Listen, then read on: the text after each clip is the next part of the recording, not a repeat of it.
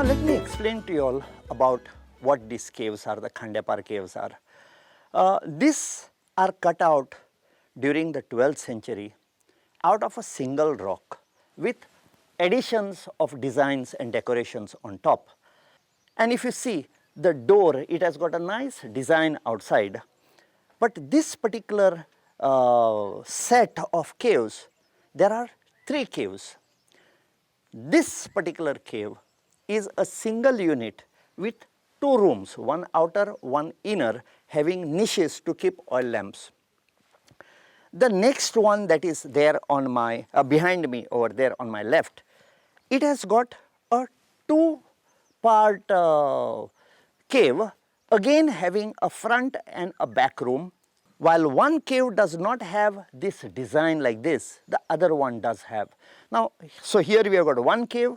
Cave 2 is made up of 2 caves of 2 compartments each, and then there is a third cave which has been cut and preserved as a ritual place, which has got a small ling and a yoni pit over there. So possibly those people who were staying here, they were quite religious, very close by to the Khandepar river, where they could commute to other places and people from other places could come over here. And possibly this may have been the link for the Silk Route, but that needs verification. So what I am going to tell my cameraman is to take you from the sitting room to the bedroom of cave number 1, sitting and bedroom of cave number 2, first part, and when he comes to the third cave, I am going to accompany and tell you something else.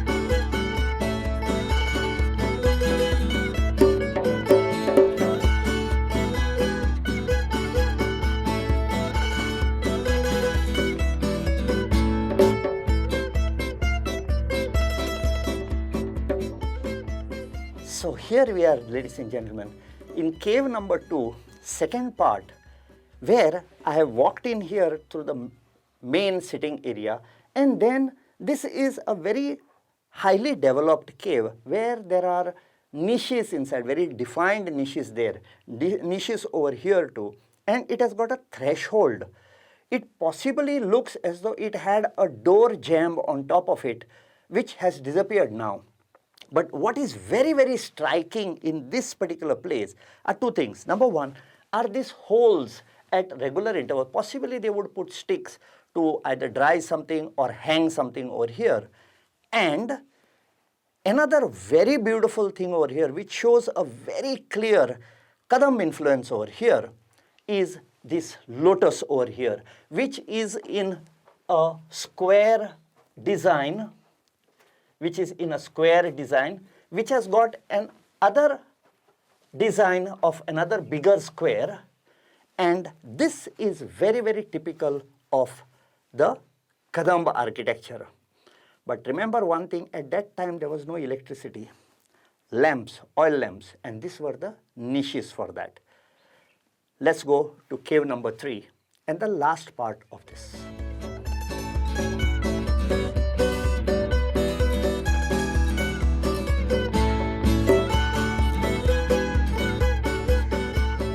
So having come out of this second part of cave 2, this in front of me is cave 3, cut out of that same rock below, and here we have got a ling of Mahadev with a square yoni pit over here. So possibly they were residing over here, and some of their or one of their more important persons staying in this cave and then he would come here and do the rituals or his puja. One more aspect that you can see as you stand over there, there are two holes over there, and these holes were possibly to keep water over there. So you didn't have to go again and again. There is no well around here. So there is this river. So possibly they would get the water and store it in this particular thing. I don't think there would be grains inside it. It would be open, but this looks like a place to keep the water over here, potable water. And there are pathways for water to go down.